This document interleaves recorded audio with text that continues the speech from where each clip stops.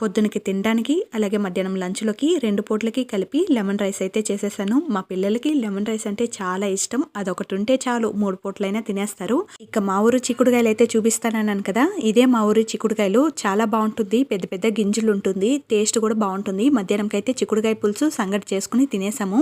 ఇక నైట్ డిన్నర్లోకి పూరీ కావాలంటే పూరీ చేస్తున్నాను. పూరీకి వెజిటేబుల్ సాగు అయితే బాగుంటుందని చెప్పి వెజిటేబుల్ సాగు చేస్తూనే పూరీని రుద్దుకుంటున్నాను. కూర అయితే రెడీ అయిపోయింది. పూరీ చాలా మందికి పొంగదు కదా, పూరీ పొంగాలంటే పిండి చపాతీ పిండి కన్నా కాస్త గట్టిగా కలుపుకోవాలి. అలాగే రుద్దేటప్పుడు మరీ పలసగా కాకుండా కాస్త ఘనంగా రుద్దుకోవాలి. పూరీ వేసేటప్పుడు నూనె బాగా కాగి ఉండాలి.